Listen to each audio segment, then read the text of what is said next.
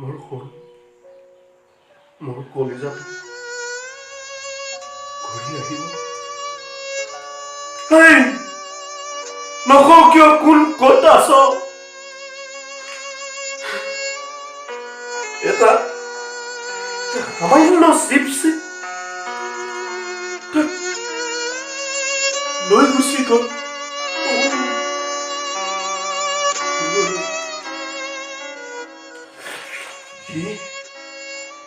সি মোক সুধিছিল লকডাউন মানে কি পাপা?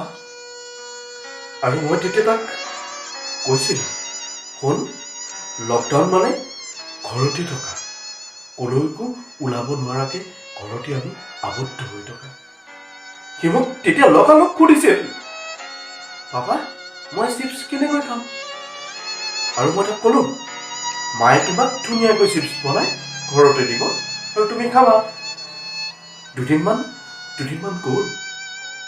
৩ নম্বৰ দিনা সি মোক ক'লে, পাপা মই ঘৰৰ চিপছ খাই ভাল পোৱা নাই, তুমি দোকানৰ পৰা এটা আনি দিয়া না। আৰু দেউতাকক তাৰ সেই হেঁপাহ আৰু মৰমে আমনি কৰিব ল'লে। আৰু সেই মৰমেই তাৰ কাল হ'ল।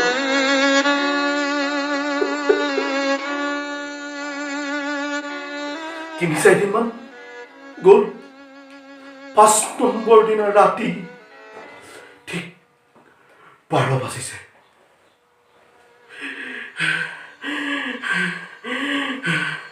উশাহৰ শব্দত সি জাপ মাৰি উঠি ক'লে, পাপা মোৰ বুকুখন বিষাইছে পাপা।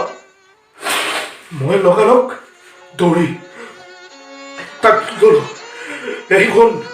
এইখন তই চিন্তা নকৰিবি, মই খুব কষ্টৰে তাক নি চিকিৎসালয় পালো। আৰু ডক্টৰে কি কৰিলে জানে? মোৰ 3টি পৰিয়ালক কোৱাৰেণ্টাইন কৰি দিলে।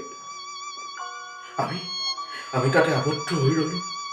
আৰু তাক ডক্টৰে লৈ গ'ল। আৰু মোৰ মানুহজনী মোৰ ইয়াত পৰি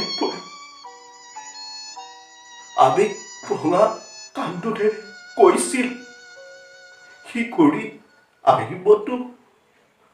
আৰু মই তাইক বুজাইছিলো, সি কৰি আহিব, তাৰ সকলো ভাল হৈ যাব। ৩-৪ দিনৰ পাছত ডাক্তৰে আহি ক'লে, আপোনালোক পজিটিভ। ছাৰ মোৰ সোণটো নাই চিন্তা কৰিব নালাগে, চব ঠিক হৈ যাব। ডক্তৰে তেনেকৈ কৈ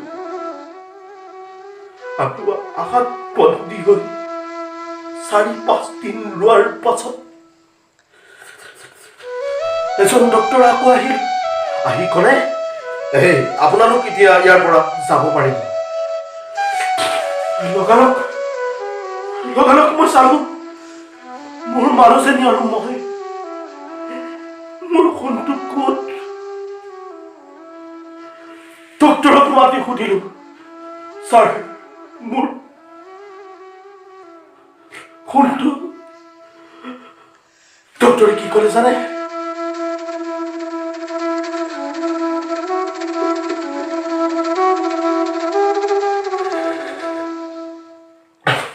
আৰু এটা কথা, ডক্তৰে কৈছে 2টামান বস্তু লৈ যাওক আপুনি। কি দিছে জানে? আমাৰ মানৱ জাতিৰ এতিয়া মৌলিক সম্পদ এটা এইটো চেনিটাইজাৰ।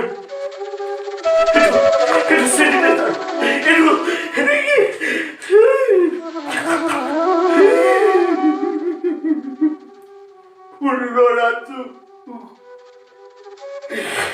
ঘূৰি আহিবনে?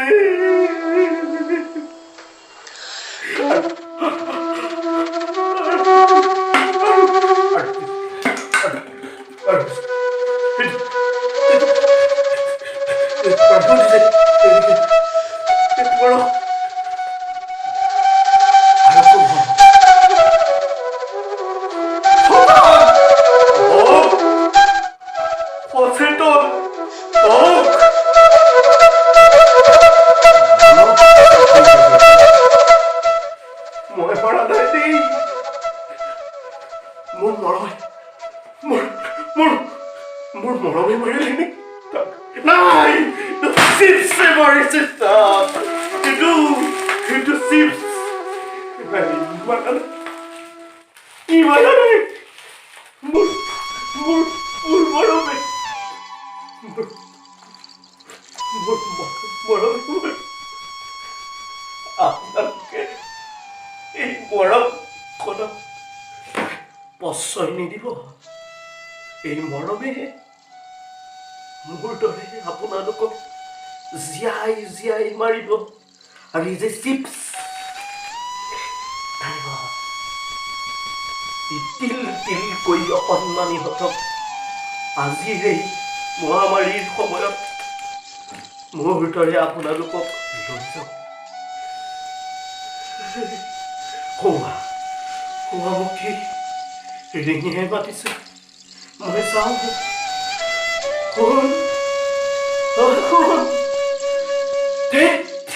এইবিলাক চব আপোনালোকে ভুল নকৰিব দেই জীয়াই থাকক সুস্থ থাকক ঘৰত থাকক